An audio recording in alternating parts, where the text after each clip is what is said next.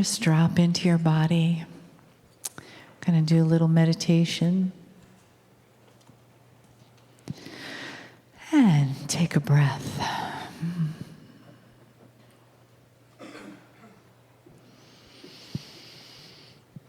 And feel the energy in your body and in the room. And what has been here all weekend, the entourage, the beautiful, loving entourage that helps us come into that space of I am love and I am loved. And know that that love is alive in this moment, in this room, in everyone in it, and in your own heart.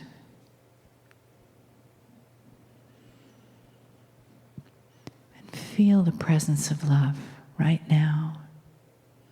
Take a breath and drop a little more deeply into right now, right here, this space of receiving from the divine source, the all that is, the presence of that love and honoring that we all are, that we share as a family.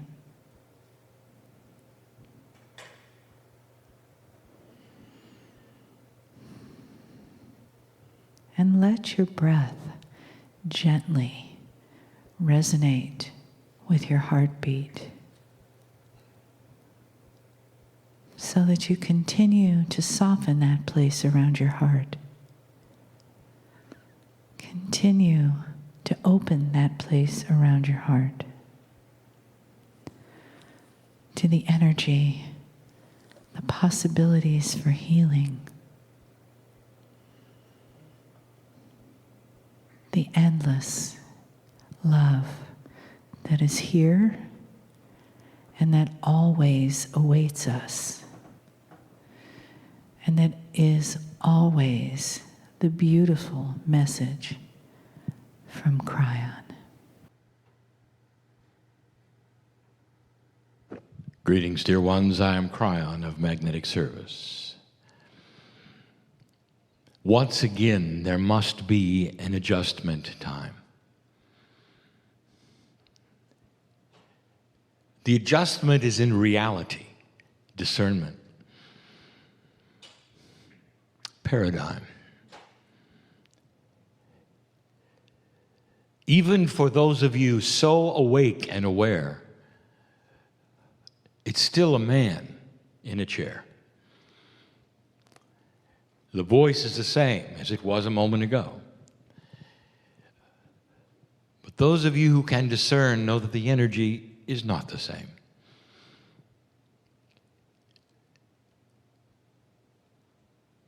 My partner knows that there is a compassionate, benevolent energy that comes sweeping over him that says it's time to leave, and he does. He moves away in a way that is so difficult to describe. But he's not sitting here. Not really. It clears the path, not for a takeover, for a partnership.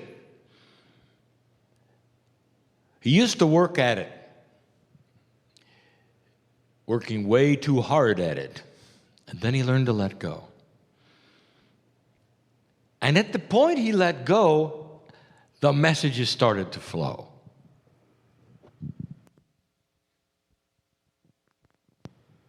It is that way with all humanism. He spoke today and yesterday about how he uses synchronicity to guide his life, not logic. Here's the engineer telling you not to use logic.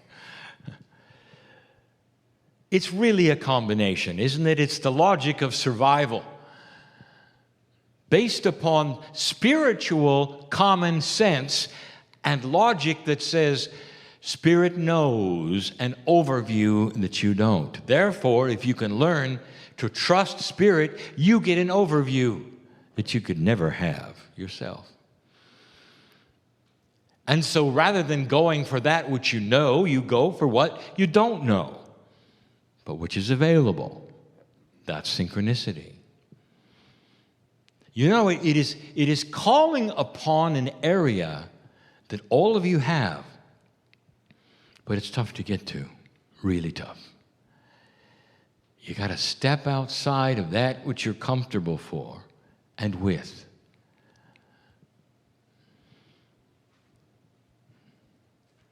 The adjustment time is over. Some of you are feeling it. I want you to sit for a moment and breathe. Here's the question, could this really be true?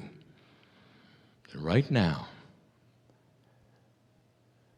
it's not just messages from a man, but there is a benevolent creator who you are part of. And just for a moment, that creator gets to speak to you in your language, the one you understand, in a way that creates a greater energy than just words. Some of you are feeling it.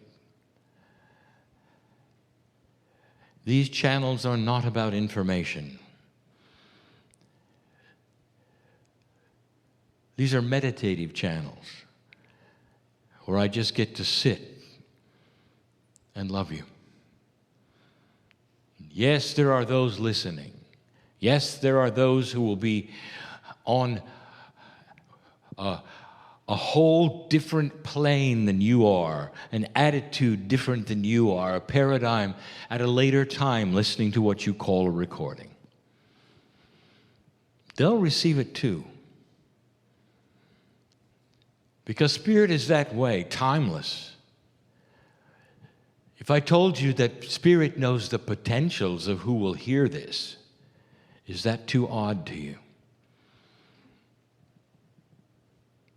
Spirit knows the potentials of who is in trouble right now. Days from now, will sit and listen to this and feel the love of God. Is that too strange? And if I told you that was the case, would you understand how close you are to Spirit right now? How cared for you are?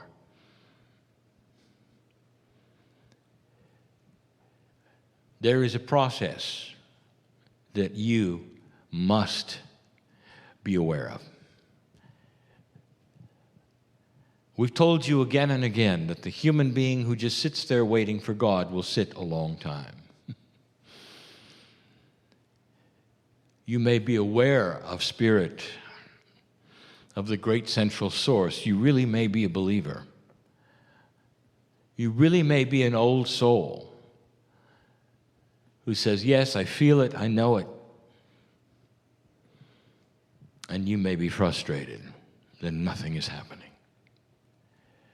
And I want to tell you, as we've said before, you got to take the knob and open the door before anything's going to happen. It takes you asking with more than your voice. You got to believe it. You've got to be at a place, perhaps even on your knees in a place that said, Dear Spirit, tell me what it is I need to know, because this has got to change, or I'm frustrated. And then it begins. Now, some of you said, well, I've done that. But it's still a mystery. Oh, it is a mystery. Because you've opened the door into a place you don't know about. The paradigm is different where you're going when you open the door. You got to throw away what you expect. You got to throw away logic.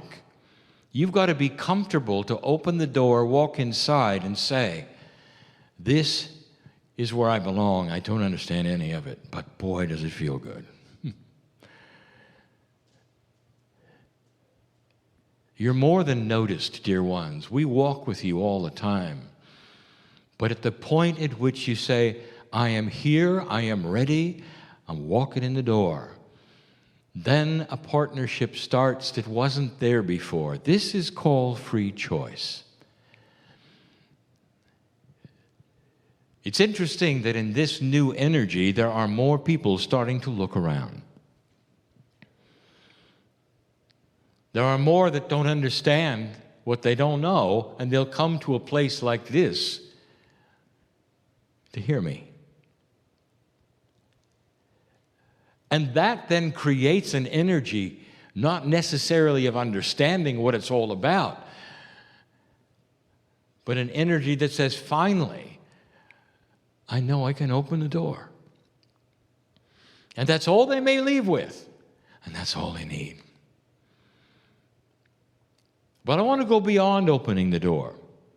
You see, in this energy, there's more. A lot more. I'm going to use a metaphor, a story. A sightless man opens the front door and goes in. He can't see anything. He knows he's in a special place. And he does what a sightless person will do. They will explore, slowly, carefully. This is where the door is. Here is the window. Here is an escape path if I need it. I'll count the steps. I will listen to what it sounds like. I'll find the kitchen for sustenance. All of the things that I need for survival, I will explore and find them, one at a time. And once he does, then he says, now it's time to live here. I open the door, I'm in the room. I don't know what to expect, it feels good. I found the kitchen. I found the bedroom. Now I have all of what I need. And there he is, and he sits and he lives there for a month, for a year. He'll go to many meetings, and they'll be talking about his experience with Spirit. And he says, I'm inside. I know God. I'm an old soul. It feels good. I see changes in my life. But there's more. He starts hearing about things that are new tools. And he says, I've explored every cranny of the area, all of the rooms. I haven't found any tools. There's a little frustration, for the sightless man says, I want more. I know there's more. He goes to another meeting. There is more. Go find it. He looks again. He finds nothing more than he found before.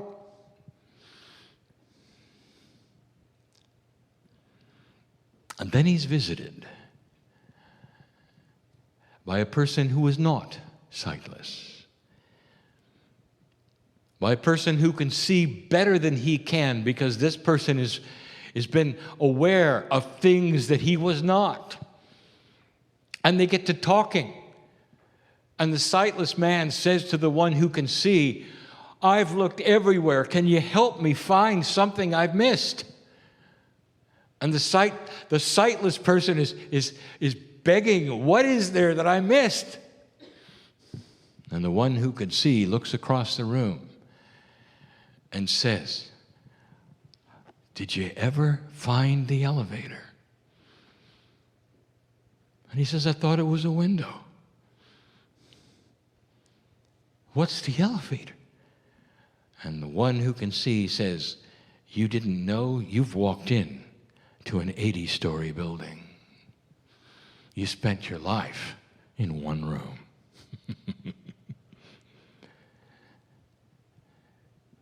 When he's alone, he presses the button, and the elevator opens. And it's the beginning of an ascended personality. There